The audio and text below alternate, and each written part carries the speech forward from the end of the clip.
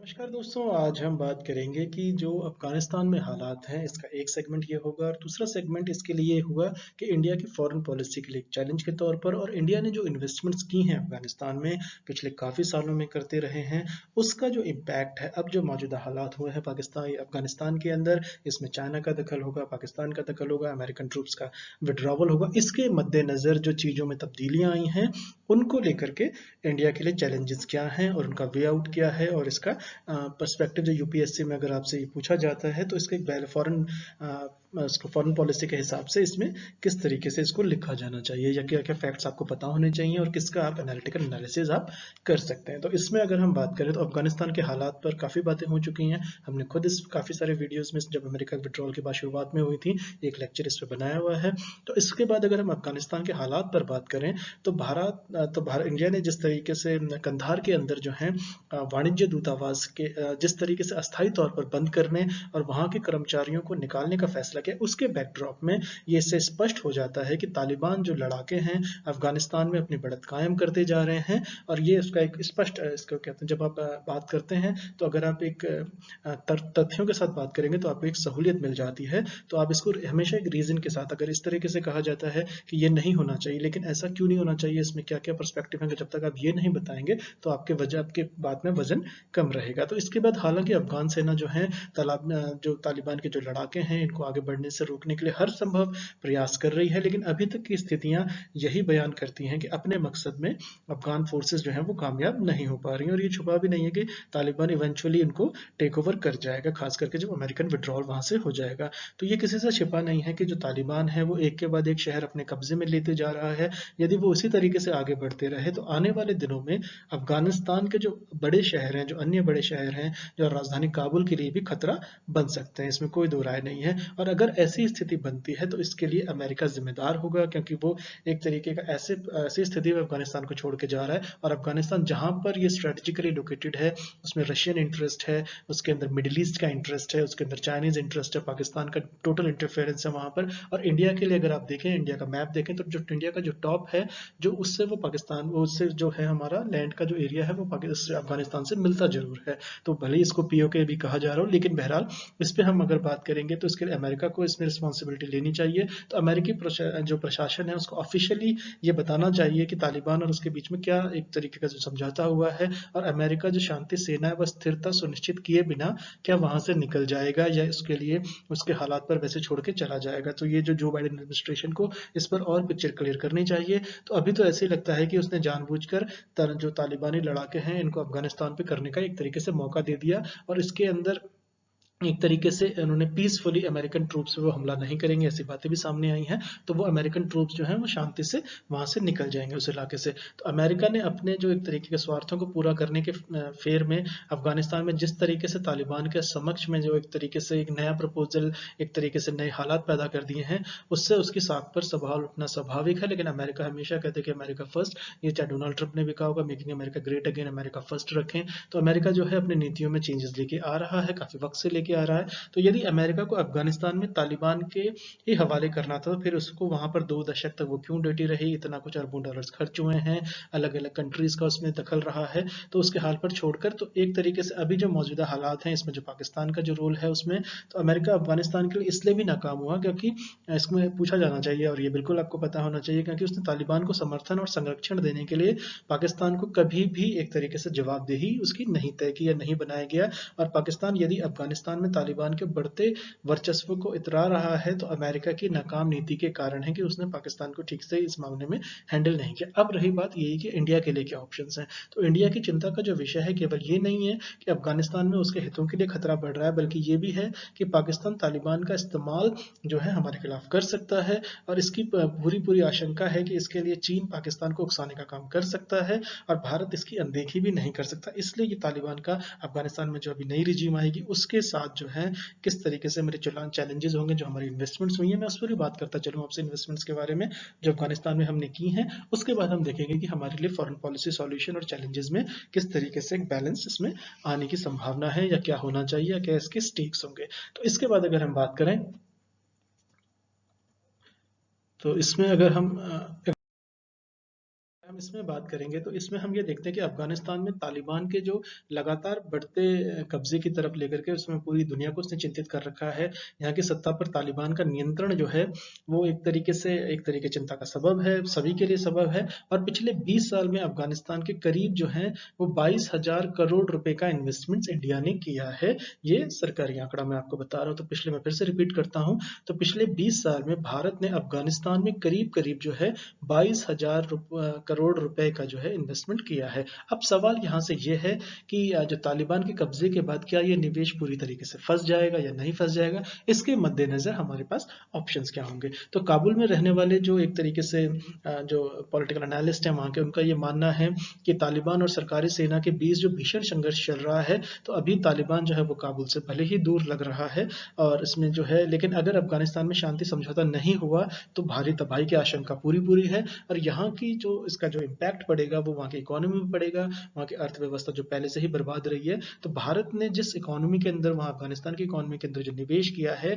वो गृह युद्ध की स्थिति, अगर वहाँ सिविल वॉर जैसी स्थिति आती है तो उसमें जो है अधर में इंडिया की इन्वेस्टमेंट फंस जानी चाहिए। मैं फिर से बताता हूँ, 20 साल में करीब करीब 22,000 करोड़ का इन्वेस्टमेंट किया गया है। अब हम इसको अगर साल दर साल की अगर हम बात करें, यहाँ से फेजेस की बात करें, तो हम ये पाते हैं, डेटा ये बताता है हमें कि 1996 से जो 2001 तक, यानी कि जब ट्विन टावर्स पे अटैक हुआ था उससे पहले जो 1996 से 2001 तक अगर हम आंकड़ा देखें, अफगानिस्तान में तालिबान का शासन था उस वक्त। तो तब भारत ने अफगानिस्तान से संबंध इसने तोड़ लिए गए थे, यानी कि 96 से 2001 तक जो थे इंडिया के जो ताल्लुकात थे, जो संबंध जो थे अफगानिस्तान के तालिबान के साथ नहीं थे। लेकिन अमेरिका के आने के बाद जो उनके जो प्रेसिडेंट बने, हामिद करजाई की सरकार का गठन हुआ, तो फिर से भारत काबुल में सक्रिय हो गया था। हामिद करजाई जो है उन्होंने कई बड़े मौकों पर यह कहा है कि इंडिया एक ट्रू फ्रेंड है, इंडिया एक विश्वसनीय फ्रेंड है। वो इनकी इंडिया में विजिट हुई हैं, जिसको कहते हैं कि वो काफ़ी ज़्यादा एक तरीके से विश्वस्त तरीके से रहा था। लेकिन उसके बाद जब पॉलिटिकल वहाँ पर चेंज हुआ तो अफगानिस्तान भारत की सुरक्षा की दृष्टि से हमेशा बहुत महत्वपूर्ण रहा है। ये हमारा जो होगा, ये सारी बात का जो इसमें हम आधार देते हैं, ये उसका एक तरीके से बैलेंस करता है कि अफगानिस्तान में अगर एक तरीके से अफगान भारत की सुरक्षा की दृष्टि से हमेशा बहुत महत्वपूर्ण रहा है, हिस्टोरिकली रहा है। अफगानिस्तान में अस्थिरता बढ़ने पर जिहादी और कट्टरपंथी जो ग्रुप हैं वो कश्मीर में सक्रिय हो जाते हैं। ऐसे में जो भारत की रणनीति रही है कि अफगानिस्तान की उस राजनीतिक सत्ता से नज़दीकी रखी जाए जो वहाँ के कट्टरपंथी समूहों को काबू में रख सके। तो ये हमारी फॉरेन पॉलिसी का स्टैंड ऐसा रहा है और ये काफ़ी हद तक सही रहा है, काफ़ी हद तक कामयाब भी रहा है। इसके लिए हमने इकोनॉमिक इन्वेस्टमेंट्स वहाँ की हैं, उनकी इकोनॉमी को रिवाइव किया है, जिसको उनके जो फॉर्मर प्रेसिडेंट हामिद करजाई, उन्होंने काफ़ी इंडिया की सराहना भी की है। इसके बाद बात आती है कि इसके अलावा जो ईरान जैसे देशों के साथ व्यापारिक लिहाज से भी अफगानिस्तान भारत के लिए बहुत महत्वपूर्ण रहा है। तो क्योंकि ईरान का जो बॉर्डर है, अगर आप इसको पॉलिटिकली मैप देखें तो उसमें ईरान और अफगानिस्तान के एक तरीके से, और पाकिस्तान के लिए भी एक तरीके, वो काफ़ी ज़्यादा एक तरीके से टेंशन वाला क्षेत्र भी रहा है। तो अफगानिस्तान में जो अमेरिका के आने के बाद से बीते 2 दशक में भारत ने काफ़ी ज़्यादा भारी निवेश किया गया है। इसके बाद जो आती है, मुझे अभी भी याद है कि जब उसके बाद जब जॉर्ज बुश जूनियर के साथ जब वो अटैक करना चाह रहे थे, तो अमेरिका उस समय वाजपेयी साहब थे हमारे प्रधानमंत्री, उन्होंने कहा था कि इंडिया के लिए भी आप ज़मीन का इस्तेमाल कर सकते हैं रिफ्यूलिंग के लिए अपने फाइटर प्लेन्स के लिए। लेकिन उस वक्त उन्होंने ऐसा नहीं किया था, उसका पॉलिटिकली काफ़ी विरोध भी हुआ था, संसद में उसका हंगामा भी हुआ था कि हमें नहीं पढ़ना चाहिए। तो उससे तमाम बातें हैं, लेकिन आपको याद रखना चाहिए कि उस वक्त वाजपेयी साहब ने क्या किया था। इसके बाद जब प्रधानमंत्री वाजपेयी साहब ने, इसके बाद जो है कि भारत के जो विदेश मंत्रालय के मुताबिक अफगानिस्तान में भारत के जो है 400 से अधिक छोटे बड़े प्रोजेक्ट हैं। यानी कि अभी जो मौजूदा स्थिति है, जो हमें आंकड़ा बताता है, जो हमें डेटा बताता है, वो ये बताता है कि भारत के विदेश मंत्रालय के मुताबिक, और ये बहुत ऑथराइज्ड एक तरीके से डेटा है, इसको बिल्कुल लिखना चाहिए कि अफगानिस्तान में भारत के जो है छोटे बड़े प्रोजेक्ट्स को मिला दे तो करीब करीब ये 400 की इसकी फिगर निकल करके आती है। ऐसा कहना है हमारा आधिकारिक तौर पर विदेश मंत्रालय का। उसके बाद बात आती है कि अफगानिस्तान में चल रहे भारत के कुछ बड़े प्रोजेक्ट्स पर अगर हम नजर डालें तो हम ये देखते हैं कि फिलहाल मौजूदा समय में चल रही लड़ाई, इन पर क्या असर पड़ने वाला है। तो 400 छोटे बड़े प्रोजेक्ट्स हैं, कुछ बड़े बड़े प्रोजेक्ट्स की हम बात कर लेते हैं। तो जैसे एक सलमा डैम करके एक प्रोजेक्ट है, तो ये अफगानिस्तान के हेरात प्रांत में, ये क्वेश्चन पूछा जा सकता है यूपीएससी में खासतौर से प्रीलिम्स में, कि सलामा डैम जो है ये किस प्रांत में है अफगानिस्तान के। तो इसका जवाब होगा हेरात प्रांत के अंदर है। तो इसमें 42 मेगावाट हाइड्रो पावर प्रोजेक्ट है। तो ये भी इंडिया की इन्वेस्टमेंट इसमें हुई है, यानी कि सलमा डैम जो है हेरात प्रांत के अंदर है ये अफगानिस्तान में, और ये 42 मेगावाट का हाइड्रो पावर प्रोजेक्ट प्रोजेक्ट है। अब बात करते हैं 2016 में इसका उद्घाटन हुआ था और इसे भारत अफगानिस्तान मैत्री प्रोजेक्ट के नाम से जाना जाता है। तो आपसे ये पूछा जा सकता है इनमें से कौन सा जो डैम है वो भारत अफगानिस्तान मैत्री प्रोजेक्ट में है, तो आपका सही जवाब होगा सलमा डैम। कहाँ पर है ये? हेरात प्रांत में है। इसकी क्या किस तरह का नेचर है? ये हाइड्रो पावर प्रोजेक्ट है। कितना है? 42 मेगावाट का है। उद्घाटन कब हुआ? 2016 के अंदर हुआ। तो ये बातें आप याद रखेंगे तो आपको सहूलियत हो जाएगी। बहरहाल हम आगे बढ़ाते हैं बात को। तो हेरात प्रांत के जो पिछले कुछ हफ्तों में जो भारी लड़ाई चल रही है और तालिबान का दावा है कि डैम के आसपास के इलाकों पर उसका कब्जा है, और इस तरह की खबरें भी आई हैं, काफी पुख्ता खबरें आई हैं कि बांध की सुरक्षा में तैनात कई सुरक्षाकर्मी भी तालिबानियों के हाथों मारे गए हैं। तो अफगानिस्तान में भारत के सबसे प्रमुख प्रोजेक्ट में काबुल में अफगानिस्तान की संसद है। तो इसका निर्माण भारत ने लगभग, अब मैं आपको फिर से बताता हूँ, उनकी जो पार्लियामेंट है, जो उनकी संसद है, इसके निर्माण में भारत ने लगभग 675 करोड़ रुपए खर्च किए गए हैं। तो 675 करोड़ रुपए भारत ने डायरेक्ट इसमें हेल्प किया है अफगानिस्तान के पार्लियामेंट को बनाने के लिए। इसका उद्घाटन जो है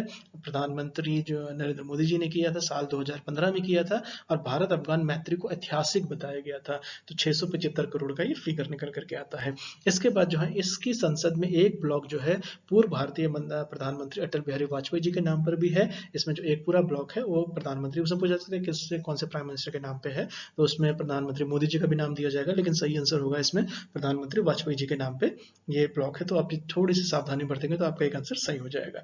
अब हम इसी बात को आगे बढ़ाते हैं जिस पर हम चर्चा कर रहे हैं। तो तालिबान अफगानिस्तान के बाहरी हिस्सों में तेजी से काबिज हो रहा है, लेकिन अभी उसका काबुल तक आना थोड़ा आसान नहीं दिखता है, लेकिन इवेंचुअली टर्न ऑफ इवेंट्स यही इशारा कर रहे हैं कि वो इवेंचुअली हो जाएगा। तो लेकिन अगर तालिबान देश के जो ज्यादातर हिस्सों पर कब्जा कर लेता है तो काबुल में नाम मात्र की सरकार रह जाती है, यानी कि वहां पर एक तरीके से तालिबानी जो वापस जो 96 से 2001 तक की बात थी वो फिर से वहां पर वो रिजीम वापस वहां पर आ जाएगी। तो वो ये व्यापार और सुरक्षा जैसे जो व्यापक भारतीय हितों हैं। और मैं आपको बताता चलूं, जब तालिबान की थी वो पहली बार चर्चा में तब आया था तो कि जब उसमें जो है भगवान बुद्ध की जो प्रतिमाएं हैं जो काफी बड़ी बड़ी उनके थे, तो उन्होंने उसको तोपों से उड़ा दिया था। तो उसको लेकर के काफी एक इंटरनेशनल टर्मोइल हुआ था, काफी ज्यादा उसमें बात की गई थी कि ऐसा ना किया जाए, लेकिन उसने तालिबान ने सबकी बातों को नजरअंदाज करते हुए वो बहुत हिस्टोरिक सिग्निफिकेंस के बहुत महत्वपूर्ण जो बुद्धा के स्टैचूज थे उनको उन्होंने तबाह किया था। तो वो रिजीम फिर से वापस वहां पर आने की संभावना पूरी पूरी इसमें हो रही है। उसके मद्देनजर इंडिया के लिए चैलेंजेस क्या हैं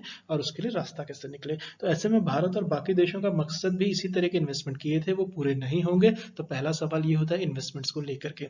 और इसके बाद भारत बॉर्डर्स रोड ऑर्गेनाइजेशन ने अफगानिस्तान में जो है 218 किलोमीटर लंबे हाईवे भी बनाए हैं। यानी कितने हैं? 218 किलोमीटर लंबे हाईवे भी इंडिया ने बनाया है, जिसका इंडियन बॉर्डर रोड्स ऑर्गेनाइजेशन इन्होंने इसमें किया है। तो ईरान की सीमा के पास जो है जारांज करके एक जगह है, तो ईरान की सीमा के पास है, इसको लेकर डेलारम तक जो जाने वाले हाईवे पर $15 करोड़ खर्च हुए हैं इसमें इंडिया के। तो ये हाईवे इसलिए भी अहम है क्योंकि ये अफगानिस्तान में भारत को ईरान से सस्ते ईरान के रास्ते जो है एक वैकल्पिक मार्ग, एक अल्टरनेटिव रास्ता देता है। तो उसमें हमने जो इंडियन गवर्नमेंट ने जो है $15 करोड़ खर्च किए हैं। तो इस हाईवे के निर्माण में भारत के 11 लोगों को अपनी जान भी गंवानी पड़ी थी, ये मैं आपको फैक्ट के लिए बता रहा हूँ। तो इसमें जो जारांज और डेलाराम के अलावा भी कई ऐसी सड़कें जो सड़क निर्माण परियोजनाओं में भारत निवेश कर रखा है ऑलरेडी, तो वो खतरे में पड़ने की पूरी संभावना है। और व्यापार के लिहाज से अगर हम इसको देखें तो जारांज डेलाराम प्रोजेक्ट भारत के लिए सबसे महत्वपूर्ण निवेशों में से एक रहा है।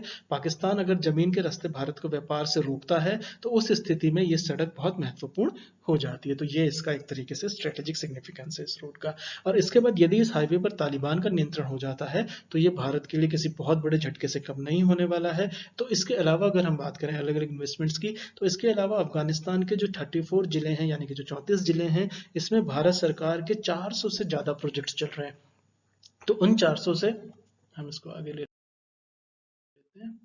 तो उन 400 से ज्यादा प्रोजेक्ट्स में जो है कि जो 400 से ज्यादा प्रोजेक्ट चल रहे हैं, कितने जिलों में? 34 जिलों के अंदर चल रहे हैं। तो इसमें हेल्थ है, इसमें ट्रांसपोर्टेशन है आपका, इसमें पावर इंफ्रा से जुड़ी परियोजनाएं हैं। तो काबुल में जो है 1985 में 1985 में ये शुरू हुआ और Indira Gandhi institute of child health जो है गृह युद्ध के बाद बर्बाद हो गया था। तो इसमें यह भी पूछा जा सकता है आपसे सवाल कि जो शुरू हुआ था 1985 में वो कौन सा था जो गृह युद्ध के बाद बर्बाद हो गया? तो Indira Gandhi institute of child health, ये उस ऑर्गेनाइजेशन नाम है। ये कब शुरू हुआ था ये पूछा जा सकता सकता है कि India Gandhi institute of child health कब शुरू हुआ था अफगानिस्तान के अंदर, तो आपको ईयर्स दे दिए जाएंगे, तो उसमें 1985 आपका सही आंसर होगा। तो भारत ने इसे फिर से बनवाया है। तो कई इंडो अफगान कल्चरल प्रोजेक्ट्स हैं जो भारत में, जिसको कहते हैं कि अच्छा खासा निवेश कर रखा है इंडो अफगानिस्तान कल्चर प्रोजेक्ट्स के अंदर, इसमें काफ़ी ज़्यादा निवेश कर रखा है। तो तालिबान अगर अफगानिस्तान में अपनी सत्ता जमा लेता है तो ये भारत के लिए झटका तो होगा ही, लेकिन इसके साथ साथ तालिबान की कोशिश भी कर रहा है कि वह महज एक कट्टरपंथी संगठन मानने के बजाय एक राजनीतिक दल माना जाए। ये उसकी प्रयास पहले भी रहा था। उससे एक जो है, उसमें आपको रिकॉर्ड के लिए बता रहे हैं, मुट्टा वकील करके उनके आए थे वो 90, उसके बाद जब ये बुद्धा जी की जो ये उसके स्टैचूज को जब ये एक तरीके से तोपों से उड़ा रहे थे, उस वक्त जो ब्रीफिंग्स कर रहे थे, मुट्टा वकील करके एक उनके थे, तालिबान के एक लड़ाके थे, वो आकर के प्रेस ब्रीफिंग किया करते थे। उनका बाद में क्या हुआ ये नहीं पता किसी को, लेकिन इसके बाद ये है कि ऐसे में देखना ये होगा कि तालिबान में कौन सा गुट इसमें हावी रहता है। तो यदि तालिबान के अब पाकिस्तान की तरफ झुकाव ये बिल्कुल स्पष्ट है, और जिस तरीके से पाकिस्तान के जो मौजूदा प्रधानमंत्री हैं उनको तालिबान खान भी कहा जाता है कई बार, उनको एक तरीके से काफ़ी उनकी जो पार्टी है तहरीक इंसाफ, उसको भी ये कहा जाता है कि वो काफ़ी ज़्यादा एक तरीके से तालिबान समर्थक रही है पास्ट में। तो ऐसे में ये देखना होगा कि तालिबान का इसमें कौन सा गुट हावी रहता है, क्योंकि अलग अलग लड़ाके हैं उसमें। तो यदि तालिबान के पाकिस्तान की तरफ झुकाव रखने वाले नेता अगर वो कंट्रोलिंग पावर में सत्ता की तरफ आ जाते हैं, तो ये इंडिया के लिए पक्के तौर पर ये पॉलिटिकली भी और खास तौर से सिक्योरिटी यानी कि सुरक्षा हितों के लिए भी खतरा होगा। इसके मद्देनजर हमें पॉलिसीज पर चिंतन मनन करना चाहिए। अब हम अगर बात करते हैं कि अगर तालिबान सत्ता हासिल करने के बाद अगर एक परिपक्व राजनीतिक दल की तरह व्यवहार करेगा, जिसकी पॉसिबिलिटी बहुत ही कम है, तो भारत सरकार उससे बातचीत करेगी नहीं करेगी, क्योंकि इसमें गौरतलब है कि जैसा मैंने थोड़ी देर पहले बताया था कि 1996 2001 में हमने जो है उससे अफगानिस्तान से संबंध तोड़ लिए थे, जब वहां पर तालिबान ने अपनी सत्ता में कब्जा किया था। तो अफगानिस्तान पर अगर हम इसको एनालिस्ट के तौर पर देखें, तो हम ये देखते हैं कि तालिबान के अफगानिस्तान पर कब्जे के बाद भारत का निवेश पूरी तरीके से डूब जाएगा। इसमें कोई ज़्यादा किसी को कोई गलतफहमी नहीं होनी चाहिए।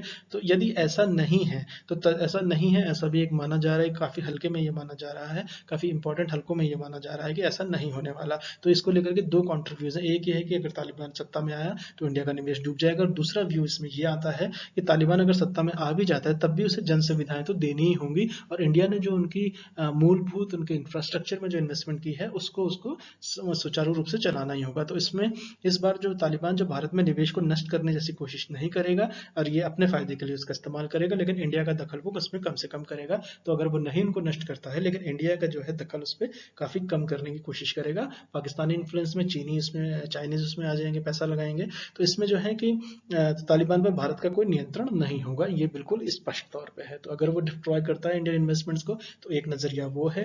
दूसरा नजरिया अगर वो नहीं करता है, लेकिन अपने पर वो इंडिया का नियंत्रण से बाहर आना चाहेगा, खासतौर से चाइनीज और पाकिस्तानी इन्फ्लुएंस के अंदर। तो उदाहरण के तौर पर अगर हम सलमा बांध की बात कर रहे थे, तो जिन शर्तों पर भारत ने बनाया है उन्हें तालिबान नहीं मानने वाला है। तो तालिबान अफगानिस्तान के इंफ्रास्ट्रक्चर पर अपना नियंत्रण कर लेगा, और इसे बर्बाद तो नहीं करेगा, लेकिन इसे अपने हिसाब से चलाएगा, और जिसमें भारत के जो स्टेक्स हैं वो खतरे में पड़ना इनका तय है। अब सवाल ये होता है कि इसका फॉल आउट क्या है, हमें इस पे क्या करना चाहिए। इस विदाई जो ये हो रही है इस तरीके से, जो बाइडेन ने जिसमें एक तरीके से जा रहे हैं, तो इंडियन इन्वेस्टमेंट्स पे अगर हम बात करें, उसके बाद हम अमेरिकन पॉलिसीज पे भी बात कर लेंगे। तो अफगानिस्तान में जो हालत जिस तरीके से बिगड़ते जा रहे हैं, तो ऐसे में देखना ये बहुत इंपॉर्टेंट हो गया है कि जो भारत के पास ऑप्शंस क्या है, तो इसके लिए क्या रणनीति बन रही है। तो अमेरिकी सैनिक जो है अफगानिस्तान से जो वापसी है, ये मैं आपको बताता चलूँ डेट रिकॉर्ड के लिए कि 11 सितंबर तक होनी थी, लेकिन यह इससे पहले भी हो रही है। तो इसमें जो प्रेसिडेंट जो बाइडेन की तरफ से साफ कर दिया गया है कि अफगानिस्तान में सैन्य दखल का कोई इरादा नहीं है। ऐसे में जो रीजनल पावर्स हैं, यानी कि जो क्षेत्रीय शक्तियां हैं, उनकी जिम्मेदारी है कि वहां शांति बहाल करे, वहां स्थिरता लाए। यानी कि अमेरिका अपना पीछा छोड़ा के निकल जाना चाहता है सेफली, और वहां किस तरीके की शादियां दी ये उन्होंने वहां के रीजनल पावर्स पर छोड़ने की बात जो बाइडेन की तरफ से साफ आई है। तो किस तरीके का पॉलिटिकल प्रोसेस शुरू होता है, क्योंकि उसके हित वहां पर भी सीधे जुड़े हुए। तो अमेरिका एक तरीके से आंखें तो नहीं मूंद सकता, लेकिन अमेरिका फिलहाल जो है इसमें नहीं पढ़ना चाह रहा है। तो उसने रीजनल पावर्स को एक तरीके से छोड़ दिया है कि आप अपने हिसाब से इस रीजन को देख लीजिए। तो तालिबान का जो डर है जो मौजूदा काफ़ी सारी सरकारों को रहा है कि इसके बाद जो एक इंस्टेबिलिटी का दौर और जो एक सिविल वॉर की तरफ जो एक तरीके से तालिबान अफगानिस्तान वापस बढ़ जाएगा, उसको लेकर के क्या हालात होंगे। तो अफगान सरकार और तालिबान के बीच में जैसे भी पॉलिटिकल सेटलमेंट अभी तक हो जाना चाहिए था, लेकिन इसमें कोई ज़्यादा आपने पॉलिटिकल मूवमेंट देखी नहीं, इसमें कोई प्रगति भी नहीं हुई। तो तालिबान इस समय हिंसा को अपना माध्यम बनाकर अपने राजनीतिक मकसद को पाने की कोशिश कर रहा है। ये बिल्कुल स्पष्ट तौर पर निकल के आ रहा है, अगर आप पिछले इवेंट्स पे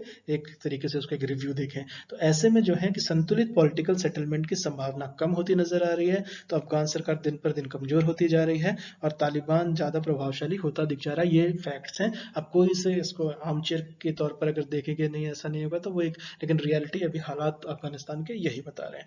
इसके बाद जो है कि इस जो ये असंतुलन है, जो ये पॉलिटिकल सरकार जो स्ट्रक्चर से निकल करके आएगा, इसमें तालिबान जो होगा वो केंद्र बिंदु में आ जाता है। यानी कि हम चाहें या ना चाहें इंडिया को एक तरीके से स्ट्रेटेजिकली वहां पे डील करना होगा। और किस तरीके से तालिबान जो है स्थानीय शक्तियों के साथ डील करता है, तो ये शक्तियां जो हैं किस तरीके से तालिबान के साथ डील करती हैं, ये भी इंपॉर्टेंट होगा। और ये सब अफगानिस्तान के लिए बहुत बड़ा और इंपॉर्टेंट होने वाला है। और एक तरीके से भारत जैसे जो देशों के लिए अफगानिस्तान का जो फ्यूचर होगा वो काफ़ी ज़्यादा हमारे लिए कंसर्न रखता है, हमारे लिए स्ट्रैटेजिकली भी है, पॉलिटिकली भी है, और पड़ोसी होने के नाते शार्क का मेंबर है अफगानिस्तान। इसके मद्देनज़र बहुत इंपॉर्टेंस हो जाती है। तो जैसे तालिबान ने खुद कहा है कि अगर वो 1995 का तालिबान नहीं है, लेकिन अगर इसको रिटोरिक हम मान सकते हैं, जब तक वैसा कुछ क्रिटिक करके नहीं दिखाता। लेकिन अभी जिस तरीके से अफगानिस्तानी सरकार के साथ उसका रवैया रहा है, तो इसमें ज़्यादा किसी को गलतफहमी नहीं होनी चाहिए कि वो किस तरह वायलेंस को ही अपना कोर बनाने वाले हैं। तो उसकी विचारधारा बदल रही है। इन सब पे काफ़ी सारी बातें हुई हैं। इन विषयों पर समय काफ़ी टाइम से बहस चल रही है, लेकिन क्योंकि बाकी शक्तियां तालिबान के साथ कैसे पेश आएंगी इस पर यह निर्भर करता है।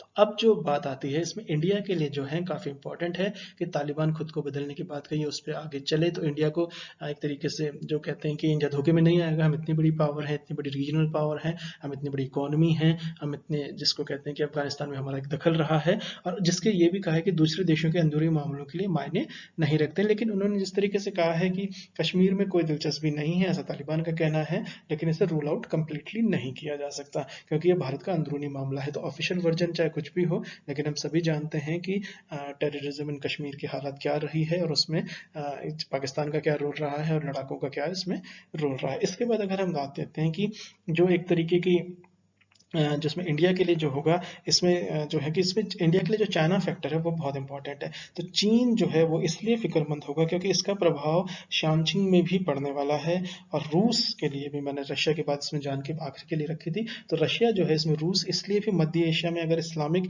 रेडिकलिज्म या टेररिज्म फैलाता है तो उसका प्रभाव यहाँ भी देखने को मिलेगा। तो रशिया का जो है जिस तरीके से सीरिया हो गया है, तो उसी तरीके से अगर अफगानिस्तान अगर चेंज हो जाता है, वेस्टर्न पावर्स के बीच में, रशियन पावर के बीच में अगर ये फंस के रह जाता है, तो एक यहाँ पर एक और सीरिया बनने से कोई नहीं रोक सकता अफगानिस्तान को। अब इसके बाद ये बात आती है कि हम जो देख सकते हैं कि जो है कि तजाकिस्तान में अफगानी सेनाएं भाग गई थी और कैसे वहाँ की सरकार ने इसे वापस भेजा, और इसके जो अलग अलग जो छोटी छोटी जो वहाँ पे कंट्रीज हैं आसपास जो रशिया के नीचे जो बॉर्डर एरियाज को खास करके, तो वहाँ पर वो रशिया के लिए भी एक इंटरनल सिक्योरिटी का इशू वहाँ पर बनता है। तो सबके अपने अपने हित हैं यहाँ पर।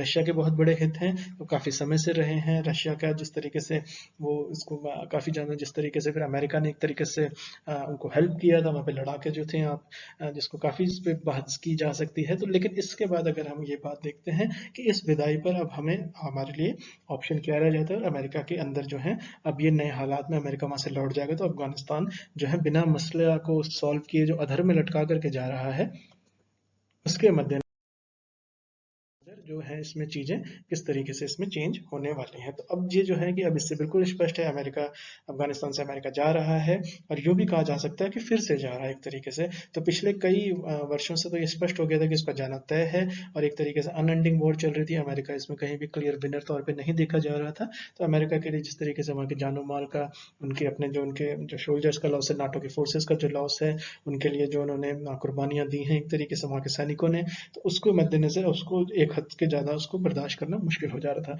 तो ये ट्रंप ने भी ये कहा था, प्रेसिडेंट रिफॉर्मर थे, और जो बाइडेन का भी यही कहना है। तो यहाँ तक कि अमेरिकी राष्ट्रपतियों को भी एक तरीके से ये मालूम नहीं था। अगर हम इसको देखें कि जो जॉर्ज बुश जूनियर थे, यानी कि जो प्रेसिडेंट बुश से लेके प्रेसिडेंट जो ट्रंप तक, कोई नीति नियामक नहीं जानता था, और वो कैसे और वो किस दलदल से एक तरीके से कैसे निकलेगा, इसका क्लियर मैप नहीं था। और सोवियत जो यूएसएसआर, अर्स्टवाइल यूएसएसआर जो है, जो सोवियत रूस को फंसाने के चक्कर में उसने खुद को आतंक में एक तरीके से धंसा लिया था।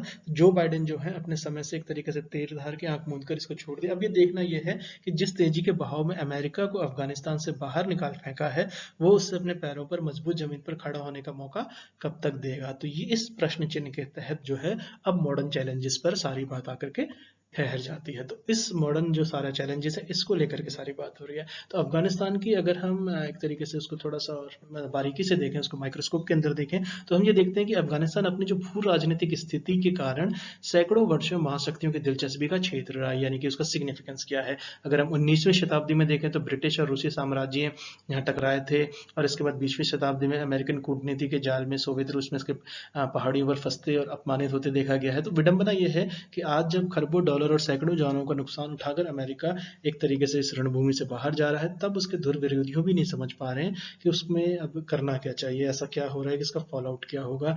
और इसके बाद अब यहाँ से इंडिया की परेशानी समझ में आती है। तो यहाँ से परेशानी समझ में आ सकती है। पिछले 2 दशकों में जो बड़ा निवेश किया गया है, तो अमेरिकी सैनिक विदाई को 10 दिन के भीतर ही उसे कंधार का जो है वाणिज्य दूतावास भी बंद करना पड़ा था। ये मैंने आपको थोड़ी देर पहले भी बताया था। और इसमें अगर दावा देखें तो इसका दावा तो यह है कि 80% भूभाग पर, इसमें कोई शक नहीं है कि आधी से अधिक धरती पर तालिबान कब्जा कर चुका है। तो इसमें अब जो स्टेक होल्डर्स एंड जो रीजनल पावर्स की बात की जा रही थी अमेरिका की तरफ से भी, उसमें रशिया है, चाइना है, ईरान है, जो पारंपरिक रूप से अमेरिका के विरोधी रहे हैं, तो उनके माथे पर भी थोड़ी सी टेंशन है, स्ट्रेस दिख रहा है। तो इसमें जो है कि उनको भी इसमें क्योंकि कंसर्न, क्योंकि किसी का समझ में नहीं आएगा अगर, क्योंकि वायलेंस प्रो है, और यहाँ पर जो है इंस्टेबिलिटी इतनी ज़्यादा हो जाएगी कि सबके लिए एक तरीके से इसको, किसी देश को भी एक तरीके से उसकी जिम्मेदारी ले लेना, ये रशिया चाइना के लिए भी इम्पॉसिबल है, ईरान के लिए भी दिक्कत है क्योंकि उनका बॉर्डर टकराता है। तो एक टेररिज्म का खतरा जो एक नए तौर पर उभरेगा, वो इन सब के लिए प्रॉब्लमेटिक होने वाला है। तो इसको अगर हम देखें कि ये कबीलों में बटे हैं अफगानी समाज में,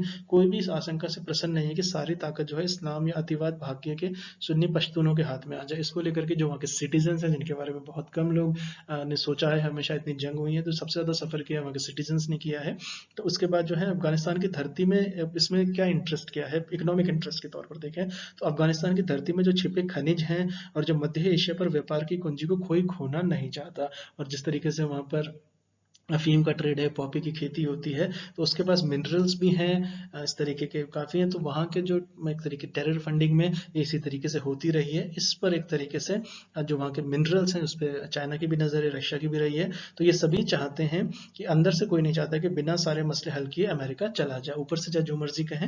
लेकिन इससे जो है कि सबसे अधिक खुश होना चाहिए था वहाँ पाकिस्तान को होना चाहिए था, लेकिन वो भी थोड़ा सा टेंशन में है, क्योंकि अगर इमरान खान अगर इसमें घुटने टेक देते हैं उनके आगे, तो अमेरिकन तो पाकिस्तानी की इकोनॉमी भी इसमें सफ़र करेगी, और दूसरा वहाँ पर एक इंस्टेबिलिटी का दौर वहाँ पर फिर भी आएगा। तो ये एक तरीके से दीवार पर लिखी इबारत की तरह स्पष्ट है कि चंद महीनों में इतिहास अपने को दोहराएगा, और काबुल पर फिर से अगर तालिबान का कब्जा हो जाएगा तो ये फिर से वही सब जो है आपका, ये सारा का सारा सिस्टम वापस इसमें आपका रिपीट होगा, और एक तरीके से इसमें अमेरिका जो है इसके लिए जिम्मेदार होगा डायरेक्ट तौर से, लेकिन तब तक अमेरिका जो है यहाँ से निकल चुका होगा। तो इसके एक तरीके से जो है कि इसमें पाकिस्तान का जो फैक्टर है बहुत इंपॉर्टेंट है। तो अगर हम कुछ दिन पहले इस्लामी सिक्योरिटी डायलॉग में बोलते हुए जो पाकिस्तान के जो जनरल थे कमर जावेद बाजवा, इसमें एक बात कही थी यहाँ पर कि काबुल में युद्ध स्तर पर सभी पक्षों का प्रतिनिधित्व करने वालों की सरकार बने। ये उनके जनरल बाजवा का एक तरीके से ऑफिशियल बयान था इस्लामाबाद सिक्योरिटी डायलॉग में, उन्होंने ये कहा था। और इसके बाद ये हो रहा था कि पाकिस्तान जो है तालिबान के अलावा दूसरे गुटों में भी सत्ता को भागीदारी देने की बात कर रहा है। तो स्पष्ट तौर से ये देखा जाए कि रोड मैप जो है ये ड्रॉ कर रहे हैं, और पाकिस्तान में यूएई की तरफ से एक जो थे वहाँ पर अफगानिस्तान की डेलीगेशन आया था, उस डेलीगेशन को वहाँ से पाकिस्तान में बात करने के लिए भेजा था। ये बात मैंने डिटेल से लास्ट लेक्चर में आपको बताई थी। इसके बाद जो है कि सिर्फ संसाधनों में, लेकिन ये सब एक थ्योरी के बाद आएंगे एक तरीके से, लेकिन जो प्रैक्टिकल रियलिटी है, जो हार्श रियलिटी है अफगानिस्तान की, वो दुनिया ने देखी है, बार बार देखी है।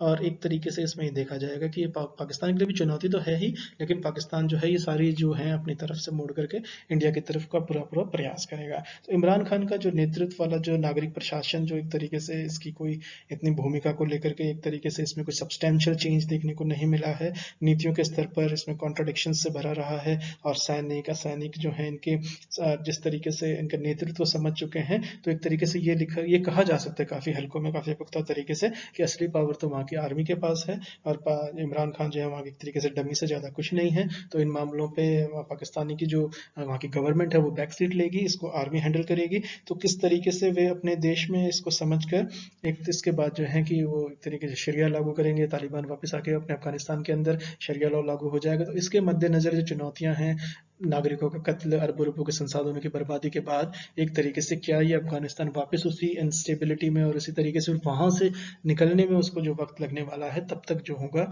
दुनिया काफ़ी हद तक बदल चुकी होगी, लेकिन स्ट्रेटेजिक तौर पर हम जो है हमेशा एक खतरे के तहत रहेंगे, चाहे वो रशिया के लिए हो, चाहे वो चाइना के लिए हो, चाहे वो पाकिस्तान के लिए हो, और हमारे लिए तो ये सॉल्यूशन रहा ही रहा है। तो इसके बाद जो एक तरीके से अमेरिका का जो रोल है इसमें, अब इसके बाद बात इतनी नहीं हो पाएगी। अमेरिका एक तरीके से लिप सर्विस करेगा, एक तरीके से बताएगा कि रीजनल पावर्स को और ज़्यादा पावर्स दिखानी चाहिए और ज़्यादा इन्वेस्टमेंट्स करनी चाहिए। अमेरिका के लिए इकोनॉमिक कॉस्ट भी तालिबान में जो लड़ाई चल रही थी तालिबान के खिलाफ, वो बहुत ज़्यादा इकोनॉमिकली भी हर्ट कर रही थी उसको।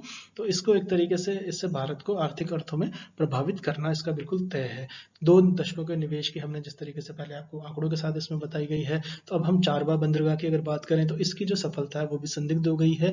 उसमें चाइना का इंटरफेरेंस भी है, इसके बाद अफगानिस्तान का भी है। तो आशंका ये है कि इसके अंतर्गत अफगानिस्तान से खाली होते जिहादी कश्मीरी की ओर रुख करने का इसमें एक अनुमान है, वो हमारे लिए इमीडिएट संकट है।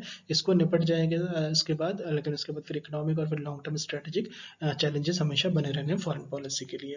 तो इसके बाद जब अगर हम थोड़ा सा पीछे भी बात कर लें तो 1990 की अगर हम बात करें, तो इसके जो दशक में जब एशिया और अफ्रीका में तमाम मुल्कों में एक तरीके से जिहादी जो है ये घटने लगे थे, इनकी संख्या बोस्निया हो, चेचनिया हो, अफगानिस्तान में गहराई युद्धों से तबकर जो लड़ाके निकले थे, वो भारतीय सुरक्षा बलों के लिए कड़ी चुनौती पेश करते रहे हैं। तो एक बार फिर खाली हो रहे हैं, जिसमें आईएसआई इसमें फिर सक्रिय हो जाएगा और कश्मीर की तरफ इसको डायरेक्टली मोड़ना चाहेंगे, लेकिन तो ये हमेशा हमारे लिए एक चैलेंज बना रहने वाला है। तो इसका जो एक बड़े लोग तबादला है उस पर आईएसआईएस है, इसका कोई खास असर नहीं अभी तक ऐसा प्रूव हुआ है, लेकिन इंटरनल अंदर खाने क्या हो सकता है ये कोई नहीं जानता। अमेरिका इससे परिचित हो चुका है।